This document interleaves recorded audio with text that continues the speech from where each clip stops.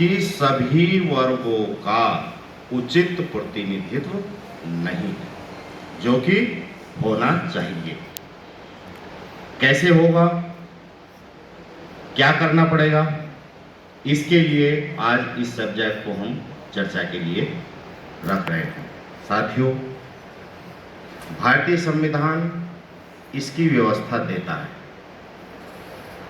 Supreme court में जजों की नियुक्ति के लिए आर्टिकल 124 के 2 के अनुसार भारत का राष्ट्रपति उच्चतम न्यायालय के और राज्य के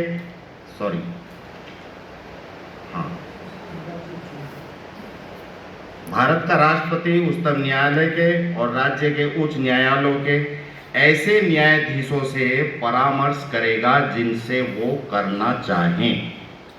जरूरी नहीं है कि करेगा ही, लेकिन अगर करना चाहें तो परामर्श करके वो अपने स्टैम्प और साइन के साथ नियुक्ति पत्र देगा। ये प्रावधान आर्टिकल 124 के 2 के अनुसार है। हाई कोर्ट में क्या है?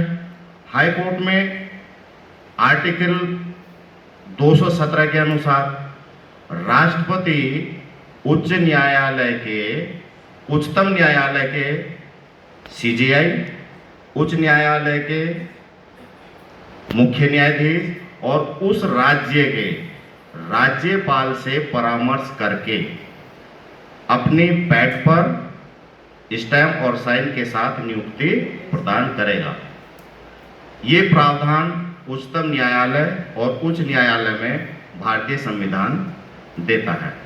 एक तीसरी पोजीशन और है जो आर्टिकल 224 में दी गई है, जिसमें अपर और कार्यकारी न्यायाधीशों की नियुक्ति की जाती है। यदि किसी उच्च न्यायालय के कार्य में किसी अस्थायी वृद्धि के कारण या उसमें कार्य की बकाया के कारण राष्ट्रपति को यह प्रतीत होता है कि उस न्यायालय के न्यायाधीशों की संख्या को उस समय बढ़ा देना चाहिए, तो राष्ट्रपति सम्यक रूप से योग्य व्यक्तियों को 2 वर्ष के लिए नियुक्त कर सकता है। साथियों, ये प्रावधान है, किंतु जजों की नियुक्ति इन प्रावधानों से नहीं हो रही है। तो क्या प्रावधान से हो रही है? आज की व्यवस्था जो है कॉलेजियम व्यवस्था है, जिस व्यवस्था से जजों की सुप्रीम कोर्ट और हाई कोर्ट में नियुक्ति की जा रही है। क्या है कॉलेजियम व्यवस्था? इसका ना कहीं संविधान में कोई जिक्र है और ना ही भारत की संसद में कभी इस पर कोई चर्चा की गई, ना कोई कानून बनाया गया। ये जजों के द्वारा निर्माण की गई एक व्यवस्था है, जो एक षड्यंत्र है कि जजों की नियुक्ति में इनकी ही अहम भूमिका होगी और जिसको चाहेंगे वो जज बन जाएगा। इसीलिए सभी वर्गों के लोगों की नियुक्ति जजों में नहीं हो रही है। साथियों, इसकी शुरुआत कहाँ से होती है? 1971 में एक पहला मामला आया सुप्रीम कोर्ट में, एसपी गुप्ता बनाम भारत सरकार, जिसमें 7 जजों की संवैधानिक पीठ ने कहा कि सुप्रीम कोर्ट के जजों की नियुक्ति के लिए भारत के राष्ट्रपति को न्यायाधीशों की सलाह या अनुमति आवश्यक नहीं है। उसके बाद 1993 में दूसरा मामला आया, जिसमें supreme court advocate on record association बनाम भारत संघ, जिसमें 9 जजों की संवैधानिक पीठ बैठी, उसने एसपी गुप्ता मामले के निर्णय को खारिज कर दिया और यह व्यवस्था दी कि राष्ट्रपति सुप्रीम कोर्ट के मुख्य न्यायाधीश और 2 वरिष्ठतम जजों की एक कमेटी बनेगी, उसके परामर्श के लिए, यानी सहमति के लिए, परामर्श नहीं सहमति के लिए राष्ट्रपति बाध्य है। जब ये परामर्श और सहमति का मामला आ रहा था, तो उस समय के तत्कालीन राष्ट्रपति के.आर. नारायणन ने एक स्पष्टीकरण सुप्रीम कोर्ट से मांगा 1998 में कि ये परामर्श और सहमति का जो मामला है इसको स्पष्ट कीजिए। तब वहां पर जब ये सुझाव दिया, अपना जो सुप्रीम कोर्ट ने अपनी तरफ से स्पष्टीकरण दिया, तो उसमें 3 जजों की बजाय 5 जज कर दिए गए। सुप्रीम कोर्ट का मुख्य न्यायाधीश और 4 वरिष्ठ जज, इनका एक पैनल बनेगा। उनकी सहमति राष्ट्रपति को बाध्य करेगी सुप्रीम कोर्ट और हाई कोर्ट के जजों की नियुक्ति के लिए।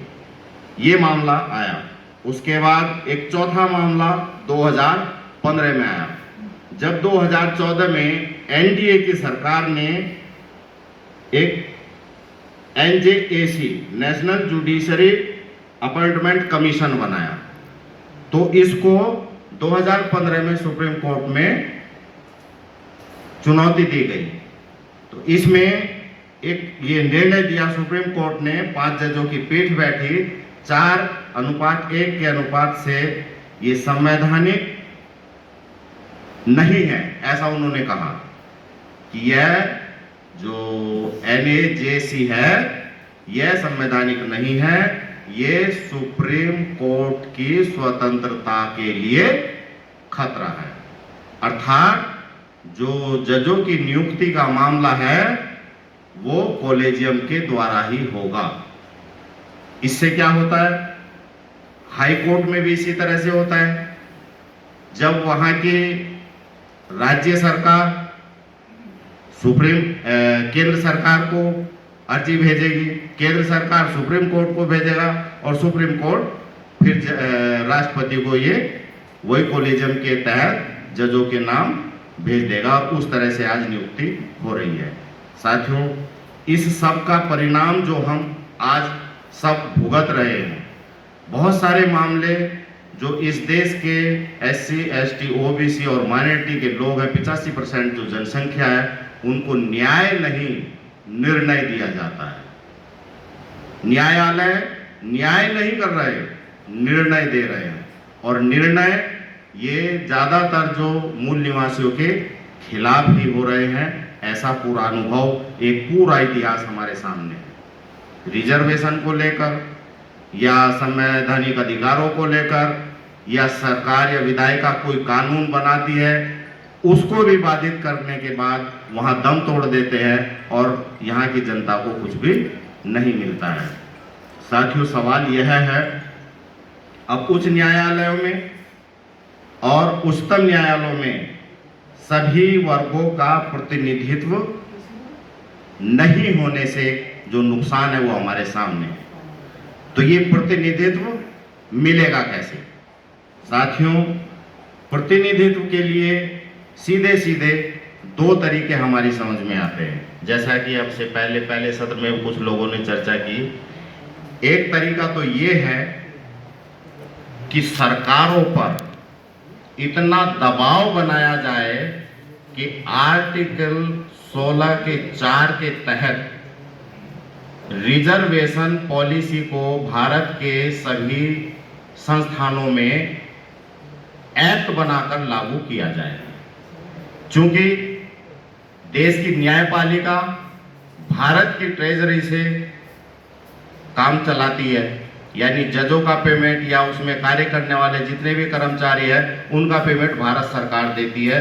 तो भारत सरकार जिन संस्थानों को देती है, अपना पैसा देती है या उनके द्वारा चलाती है, उसके लिए आर्टिकल 16 का 4 ये कहता है कि जिन समूहों का या जिन वर्गों का उचित प्रतिनिधित्व नहीं है उनको आरक्षण के तहत उचित प्रतिनिधित्व दे सकती है।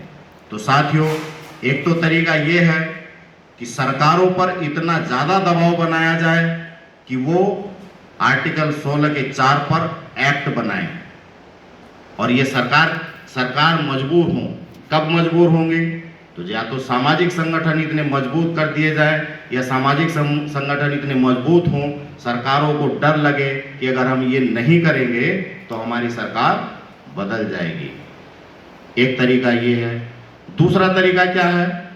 दूसरा तरीका ये है कि अपनी राजनीतिक ताकत निर्माण की जाए और अपनी राजनीतिक ताकत इतनी निर्माण की जाए कि आपकी केंद्र में सरकार बने। जब केंद्र में आपकी सरकार बनेगी तब आप वही तरीका अपनाएंगे। आर्टिकल 16 के 4 पर एक्ट बनाकर रिजर्वेशन पॉलिसी को लागू करेंगे।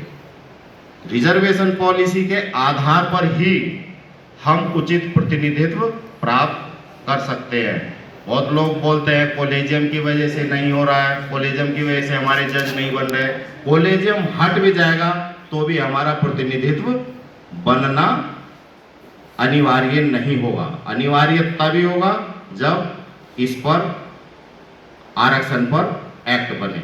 साथियों, एक्ट बन गया तो सभी वर्गों के जज भी बनेंगे, सुप्रीम कोर्ट में भी बनेंगे और हाई कोर्ट में भी बनेंगे। अब इसका प्रभाव क्या होगा? अगर पूरे समूह के लोग सुप्रीम कोर्ट और हाई कोर्ट में जज बनते हैं तो इसका प्रभाव क्या होगा? सभी वर्गों के लोगों को उचित न्याय मिलेगा। सभी वर्गों के लोग अपने आप को स्वतंत्र और सुरक्षित महसूस करेंगे। सभी के सामाजिक हितों का संरक्षण होगा। सभी देश के विकास में साझेदार होंगे और देश विश्व स्तर पर सम्मानित और गौरवान्वित होगा। यही एक तरीका है कि उच्च पालिका और उच्चतम न्यायपालिका में हमारा प्रतिनिधित्व इस तरह से ही सुनिश्चित किया जा सकता है। इसी के साथ मैं अपनी बात समाप्त करता हूँ। जय भीम, जय भारत, जय संविधान।